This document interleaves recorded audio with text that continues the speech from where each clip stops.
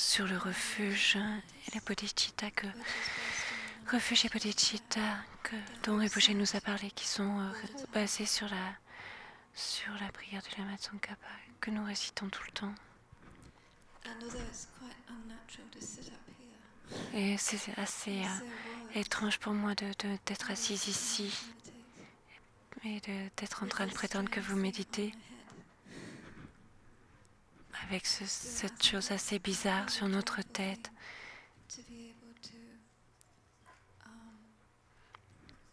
Mais c'est en même temps quelque chose de joyeux d'être capable d'avoir l'opportunité de méditer sur ceci, sur toutes les instructions du maître. Et comme toute cette session en entier est la refuge de Bodhicitta, la prière, Sangye-chidan Sakye-chagnam, plutôt que de commencer en faisant cette prière, essayons d'imaginer, si c'est confortable pour vous, que Rinpoché est sur le trône et qu'il est avec nous dans cette pratique.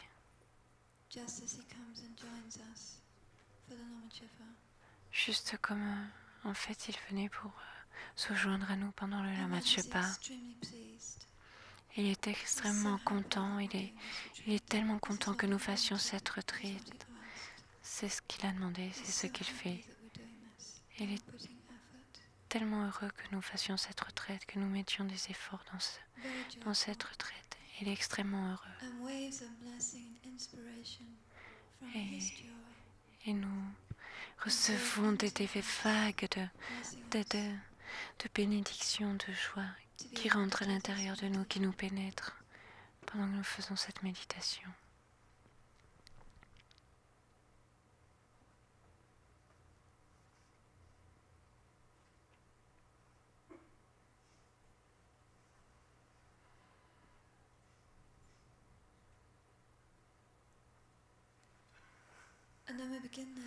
Et on va commencer cette pratique en générant une peur utile pour notre propre samsara, qui est la première cause, la cause du refuge. En observant cela, que depuis des temps sans commencement jusqu'à maintenant, j'ai expérimenté toutes les souffrances générales du samsara et les souffrances particulières des royaumes inférieurs, un nombre incalculable de fois, sans répit. Et on essaie de vraiment ressentir le sens de ces mots dans notre cœur, de redécouvrir ce que cela veut dire.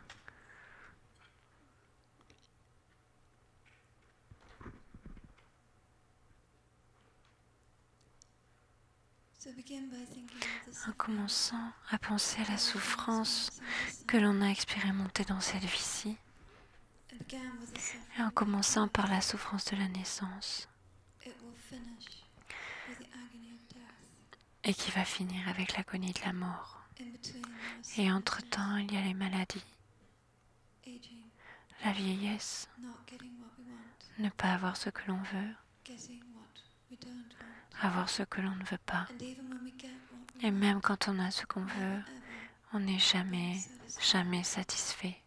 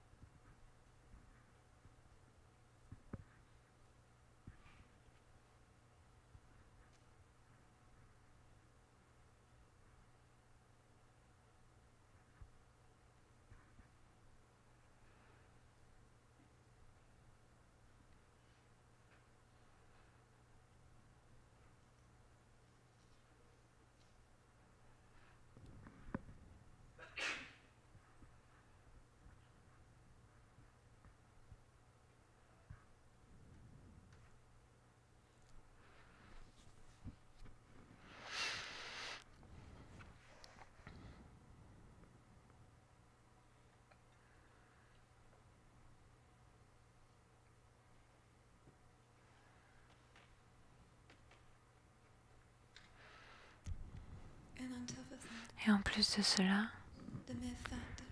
le simple fait que l'on ait ce corps et cet esprit veut dire qu'en plus des souffrances grossières, même les plaisirs que l'on expérimente sont seulement dans la nature de la souffrance.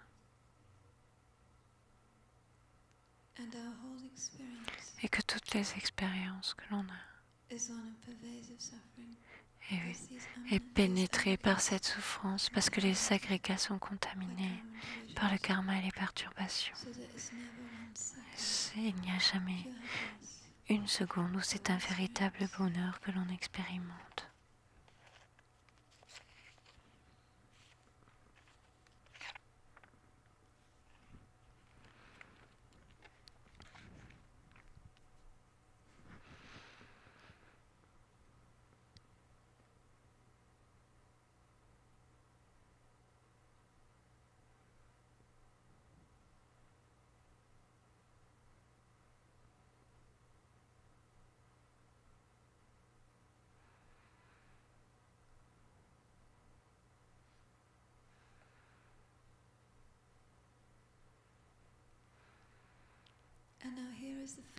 Et maintenant, ça c'est la première vérité choquante.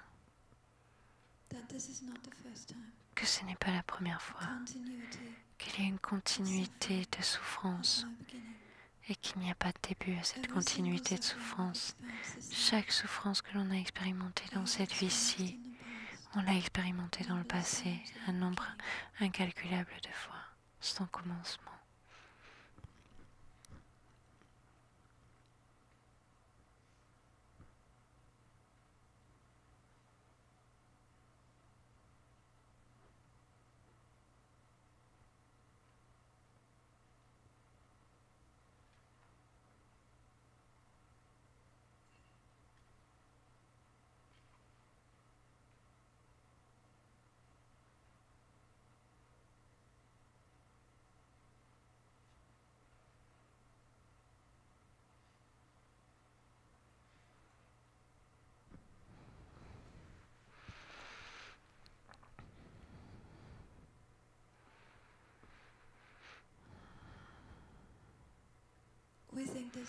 On pense que c'est la première fois, mais ce n'est pas la première fois. C'est arrivé un nombre incalculable de fois. Et pas seulement ça, mais chaque souffrance que l'on voit les autres expérimenter, on pense à toutes ces images. Les gens mutilés pendant les guerres, des femmes et des enfants violés et abusés, des tremblements de terre, toutes les scènes terrifiantes de l'Holocauste, tous ceux autour de nous qui expérimentent des choses terribles. Il n'y a pas une seule de ces souffrances que nous-mêmes nous n'avons pas expérimenté un nombre incalculable de fois depuis des vies sans commencement.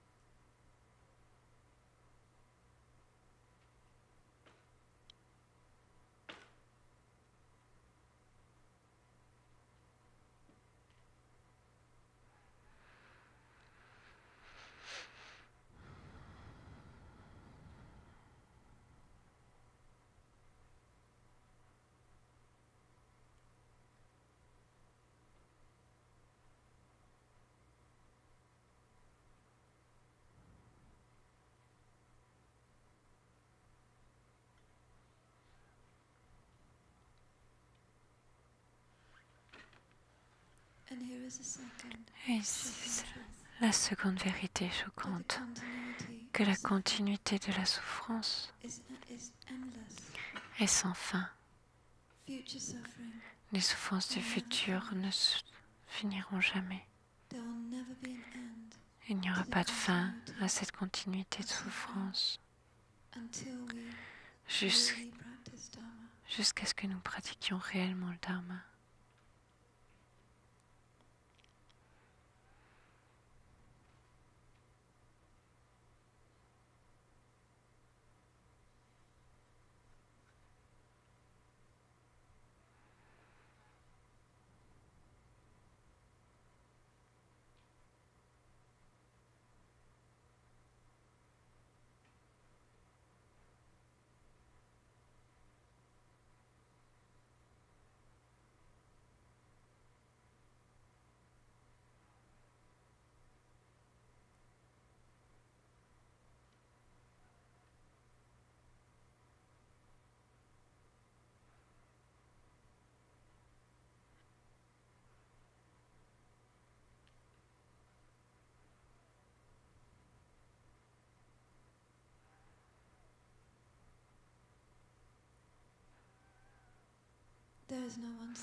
Il n'y a pas une seule souffrance que nous n'ayons pas expérimentée. Un nombre incalculable de fois. Et il n'y a pas un seul plaisir que nous n'avions expérimenté un nombre incalculable de fois. Mais parce que nous avons tellement de saisie pour cela et que nous sommes complètement attachés, cela nous piège dans l'existence cyclique. Ça n'a aucun sens, c'est fou, c'est ridicule d'être attaché et de mettre toute notre énergie à courir après ces choses qui sont de la nature de la souffrance.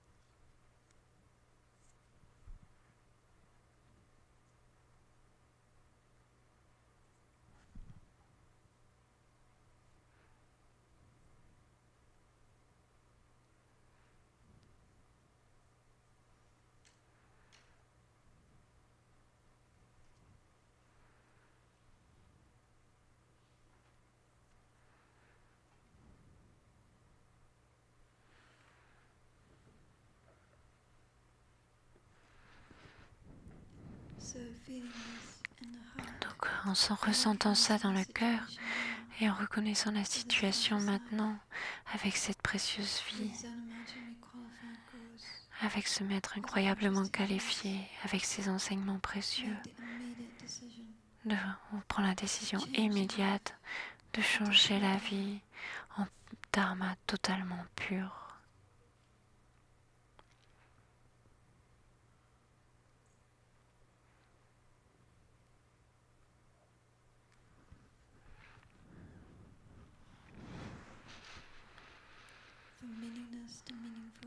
De passer du futile à ce qui a du sens, du dharma mondain au dharma saint, d'un esprit égoïste à la bodhicitta, à chérir les autres, de l'ignorance à la vue juste.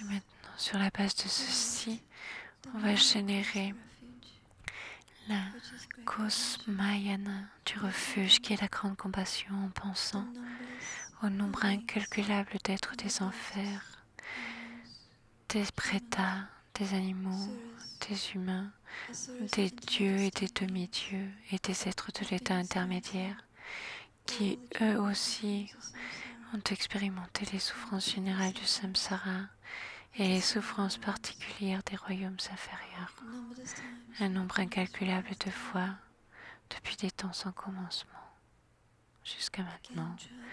Et encore une fois, essayez de ressentir cela dans votre cœur, de le découvrir.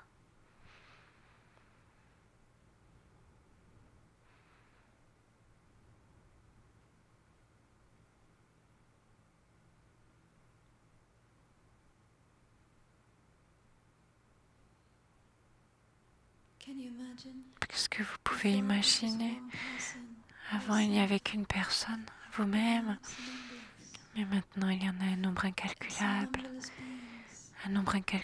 d'êtres dans chaque royaume. Et vous ne pouvez pas dire combien il en existe. C'est un nombre incalculable. Tellement d'êtres qui souffrent, qui passent à travers toutes ces souffrances depuis des temps sans commencement. Ils sont en souffrance maintenant. Et la continuité de cette souffrance n'aura pas de fin jusqu'à ce qu'elle cesse.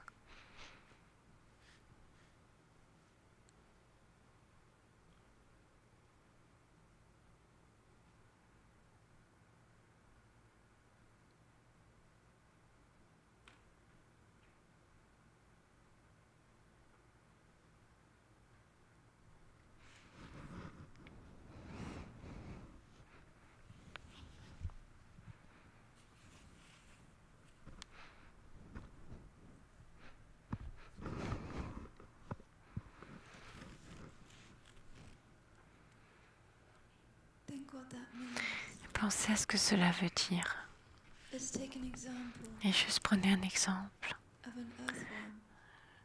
d'un verre, un verre de terre. Imaginez combien il y a de vers de terre ici à Blue Ridge, combien en Caroline du Nord, combien aux États-Unis, combien dans ce monde il y a de vers de terre, combien dans cet univers, et combien il y en a dans tous ces univers en nombre infini. Et pensez à quoi ça ressemble d'avoir ce genre de corps.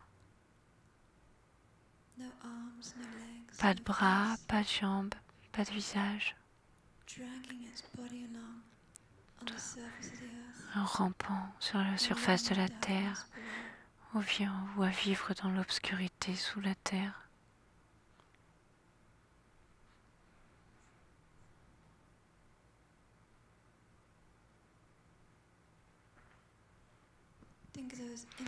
Pensez à ces images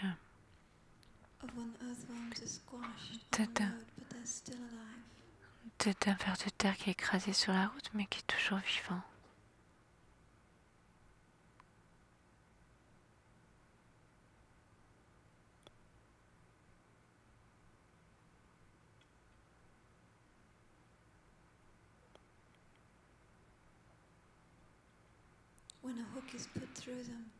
Ou alors quand un hameçon est passé à travers le corps et ils sont jetés dans l'eau pour être mangés sans aucune aide, ou alors ils sont piqués et mangés par des fourmis sans aucune protection.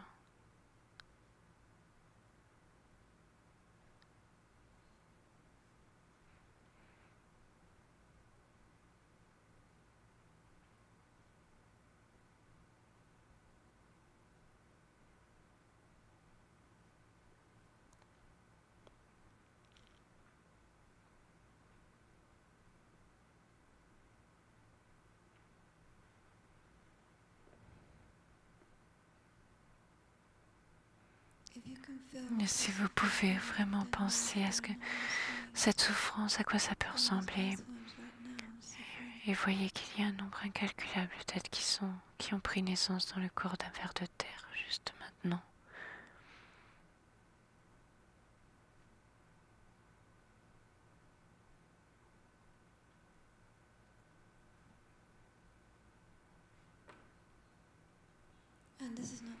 Et ce n'est pas la première fois.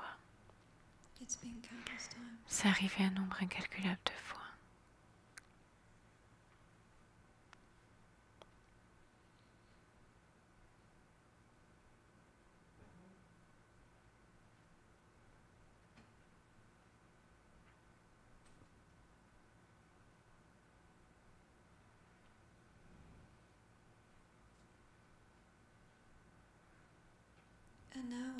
Et maintenant, ce qui se passe quand on pense à tous ces êtres, et en fait, pensez à votre famille, tous les gens qui sont proches, votre mère, vos enfants, qui naissent et qui meurent et qui renaissent encore dans cet état, et pensez comment est-ce que vous vous sentiriez si c'était une personne très proche de vous qui soit dans cet état, dans cette naissance de ver de terre.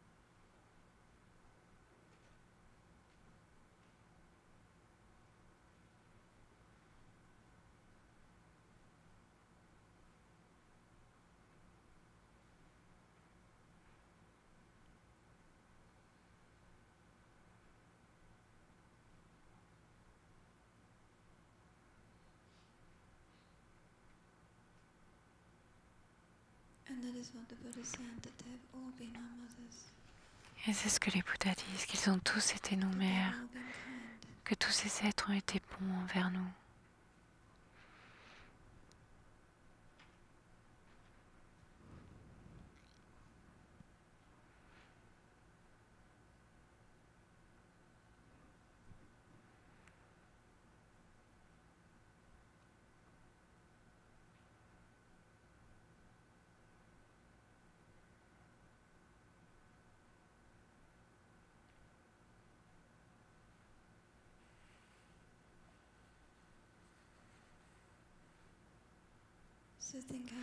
Donc pensez combien il y a un nombre incalculable d'êtres qui sont dans la souffrance juste maintenant, qui ont souffert un nombre incalculable de fois dans le passé et qui souffriront de la même manière dans le futur, à moins que nous fassions quelque chose. Parce qu'eux-mêmes n'ont aucune idée, aucune idée de quelles sont les causes du bonheur et aucune idée de ce que sont les causes de la souffrance. Donc c'est notre responsabilité de les aider. Parce que nous, on a toutes les opportunités pour faire en sorte que ce soit comme ça.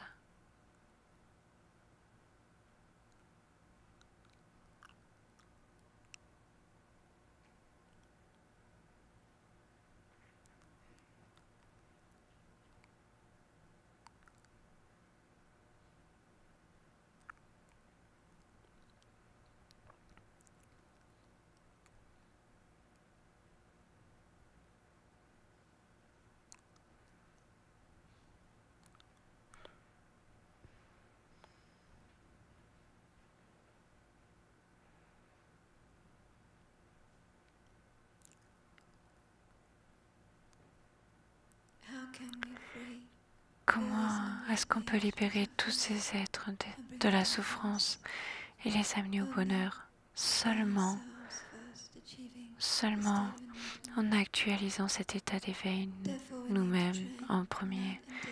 Et donc on doit s'entraîner nuit et jour dans les méditations du Lamrim. Et pour faire cela, on doit s'en remettre au Bouddha, au Dharma et à la Sangha. Le Bouddha qui lui-même est complètement libéré,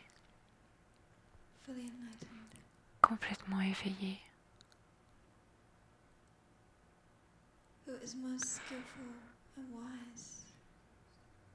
qui est plus habile et sage dans la manière et la connaissance de libérer les autres,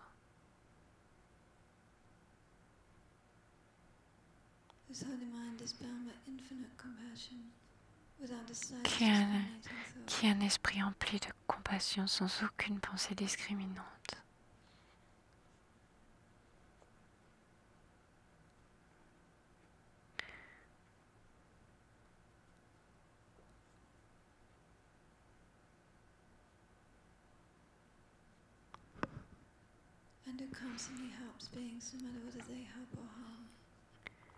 Et qui les aide, quel que soit ce qu'ils aient fait.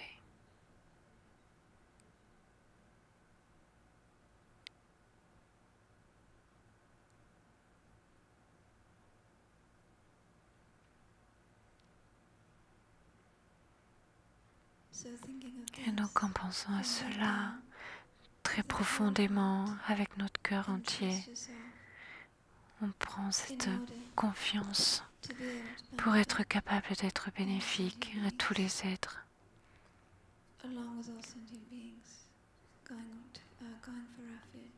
Et nous-mêmes, avec tous les autres êtres, on va prendre refuge en le Bouddha, le Dharma et la Sangha. Et on va réciter les 2 premières lignes de la prière du refuge 3 fois.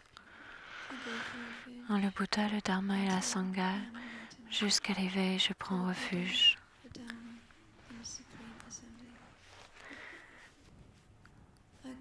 En le Bouddha, le Dharma et la Sangha, jusqu'à l'éveil, je prends refuge.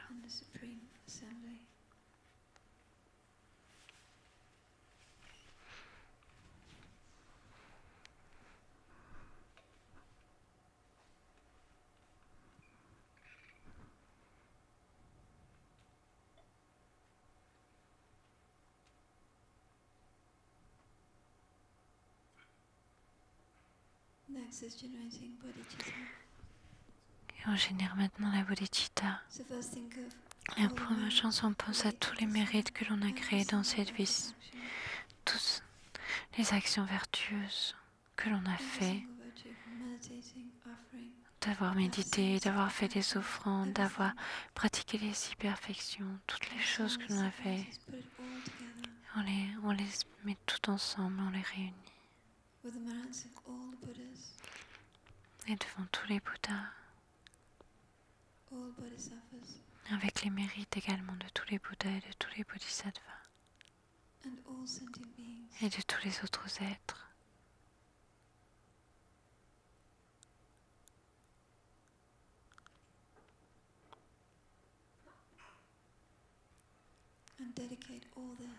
Et l'on dédie tous ces mérites pour atteindre l'éveil.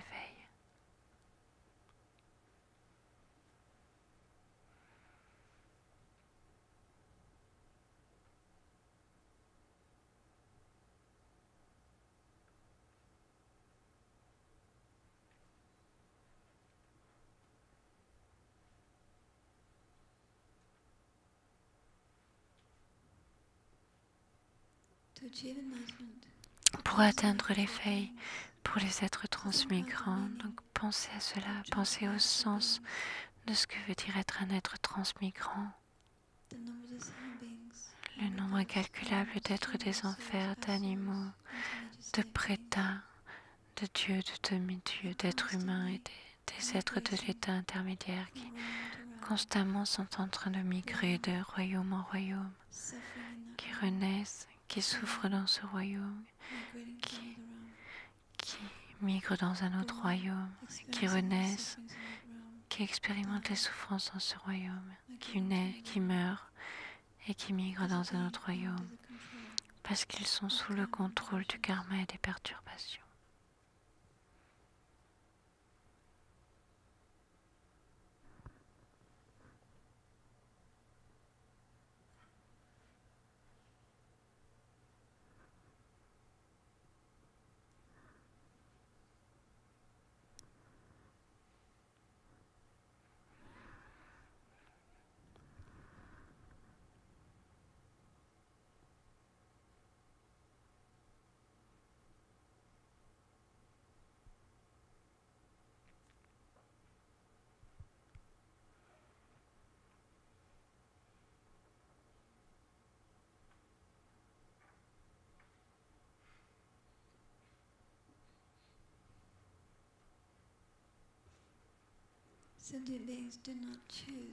Les êtres ne choisissent pas de naître dans les enfers comme moustique, comme un rat, comme un prétat. Ils ne choisissent pas, ils sont sans pouvoir, ils sont complètement ignorants et en souffrance.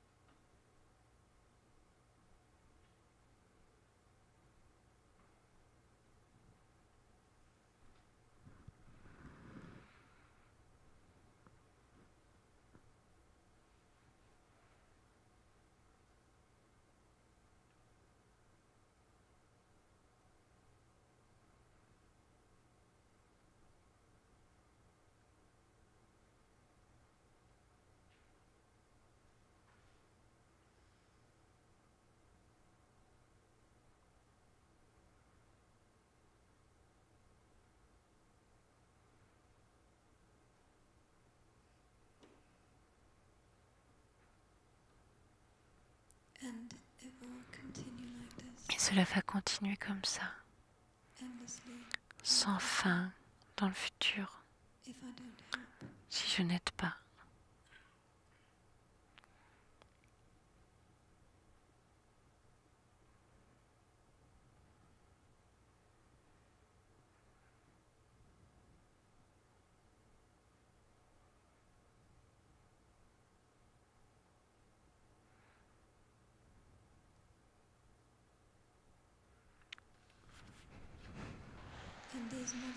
Et tous ces êtres qui ont été mes mères, ces êtres transmigrants, ils sont aussi en train de migrer parce que à partir du moment où ils sont nés, ils courent tellement vite vers la mort.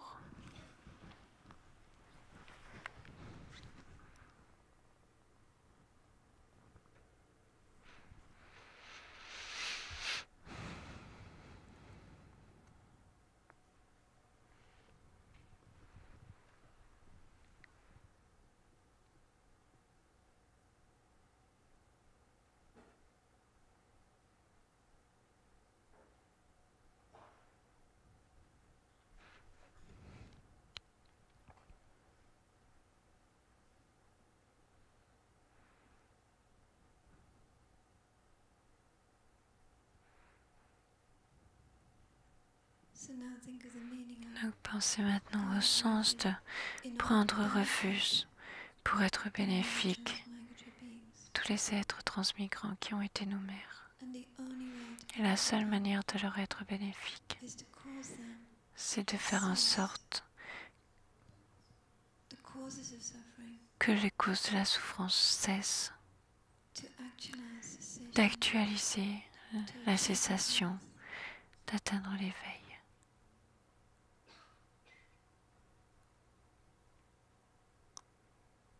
D'accomplir le chemin. Et pour faire cela, on doit atteindre l'éveil nous-mêmes. Donc on va générer cette pensée d'atteindre l'éveil,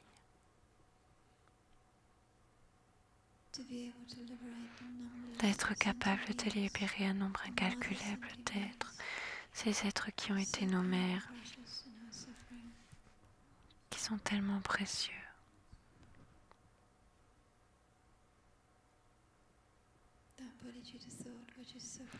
Donc, en développant cette pensée de bodhicitta qui est si précieuse.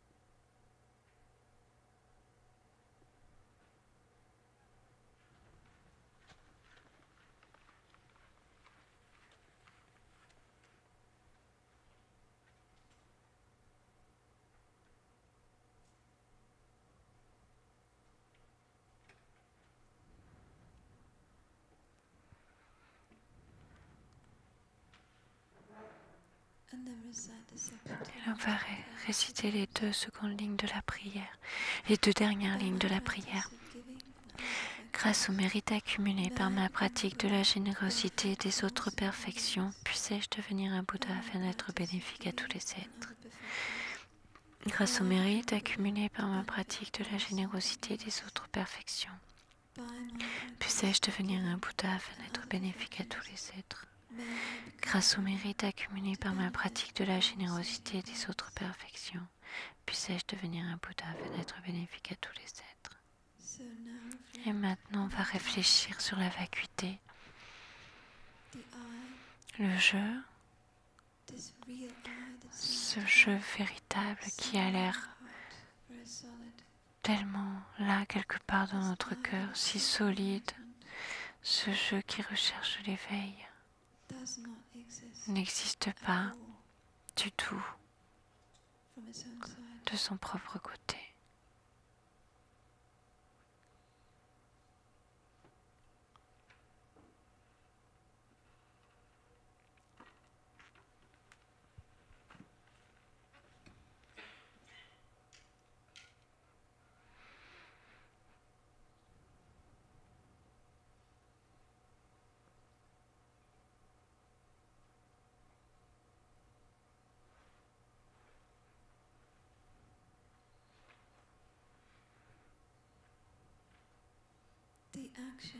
L'action de chercher l'éveil n'existe pas du tout de son propre côté.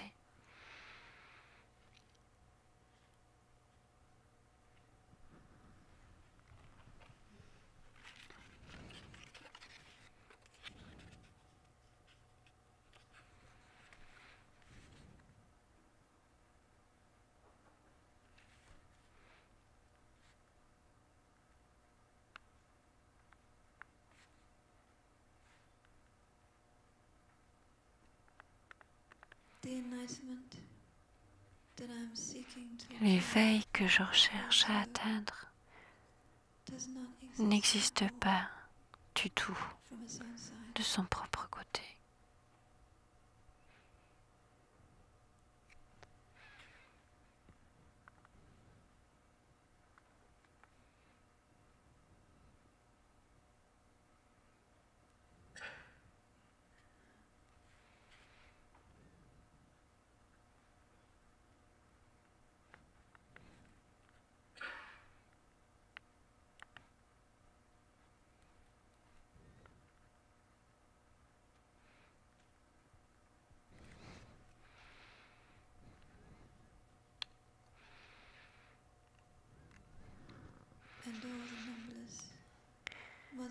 Et les êtres, le nombre incalculable d'êtres pour qui je recherche l'éveil, n'existent pas du tout de leur propre côté.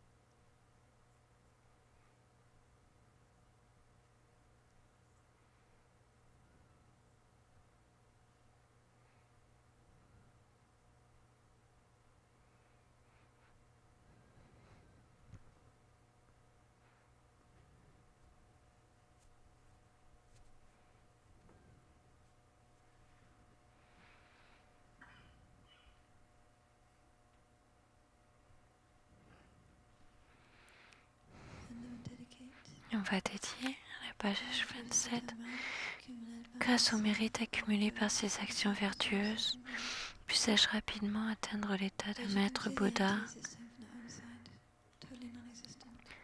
par ces actions qui sont complètement vides de leur propre côté, qui sont simplement imputées par l'esprit. Puissais-je, moi qui apparaît comme existant de son propre côté, mais qui n'existe absolument pas de cette manière-là, qui est une hallucination complète, atteindre rapidement l'état de l'éveil complet, qui existe mais qui n'existe pas de son propre côté, pour pouvoir conduire tous les autres êtres qui existent mais n'existent pas de leur propre côté à cet état d'éveil par moi-même seul, qui existe mais qui n'existe pas de son propre côté.